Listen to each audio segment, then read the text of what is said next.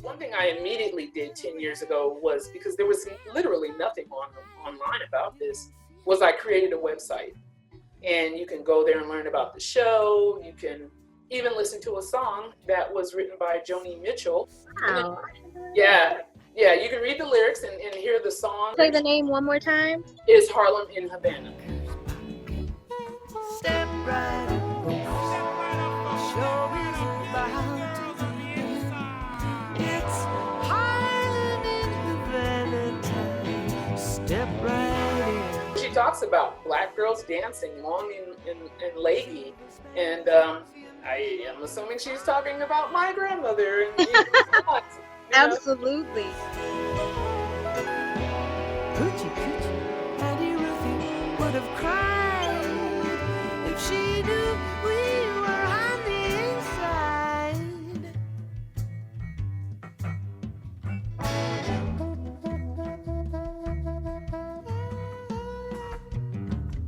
And as I'm walking down the Midway, I see these two fantastic shows. One's the Club Lido, which is the white girl show, and the other one's Leon Claxton's Harlem Review. And as it happens, Leon Claxton's running the Bally on the Harlem Review. And there's this wonderfully costumed, I think they were in tuxedos, orchestra in the balcony up there, and they're doing a number, and these beautiful girls are all out on stage, and I look at this thing and I couldn't believe it. It was one of the most colorful, entertaining shows that you could imagine. The venue itself required going inside of a tent. And you sat on the grass, you sat with your chair on the grass, or you stood on the grass, and you watched this show. And as a child, it was just something that was very, very exciting. Again, I'm not sure that I necessarily thought about the fact that they were African Americans, but I knew that it was something special because my parents thought that it was something special, and I remember their reaction, which was that, you know, these were black people, and they were proud and excited that they could actually see this at the fair. So that was a part of our annual fair experience, to actually be able to see this show. I didn't really think about it I guess with the depth that I think about it now, but it was very unique to have that experience, and sort of, I guess it's fascinating to think about that occurring during the era of segregation, because you know, you couldn't enjoy the fair regularly. You couldn't enjoy the fair every day that it was there if you were a black person. But you could actually go to see a black show in this segregated Florida State Fair. So that was, that shows you the, you know, the inconsistencies of the Jim Crow era. Right around the corner, where my business is.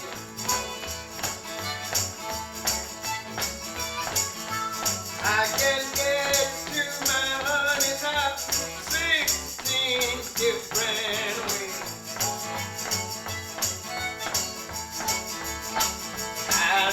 There used to be a group called the Peg Leg Baits group, or the Three-Leggers, and then one of the guys had one leg and the other one had two legs, so they called themselves the Three-Leggers, and they were tap dancers. They were really phenomenal. The Kit Kats, they were roller skating pairs, a couple, and they used to actually dance on roller skates on the stage. I can get to my honey's house 16 different ways. That's still a good old song, man, all the way back to 1955. Leon Claxton, Harlem in Havana. Broadway shows nowadays can't touch those shows back. They had the complete shows. I mean, they had dancers, they had comedians, they had singers, female and male singers. Because during the year that we was there, they had a guy named Gilbert Nelson. He was the male vocalist, and then they had a lady named Lynn, tall lady, but the shows that, everything was spotless and clean. The dancers was, they had on, they had this guy that made the outfits that I guess if you bought them now, they would cost $1,000 a piece. Cause they was glitter everywhere, and the lights and everything. It was just like a big New York production. Yeah, and this wasn't a cheap show.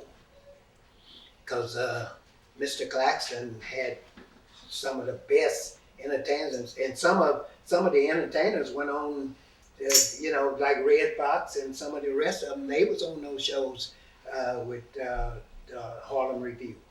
A lot of performers who were with Leon Claxton initially went on to become performers in their own rights.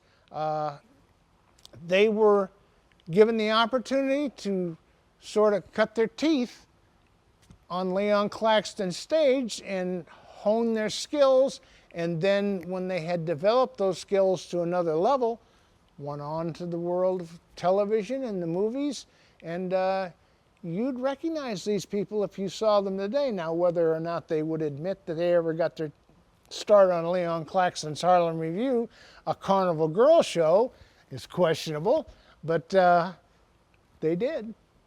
I love that even back then, this was innovative.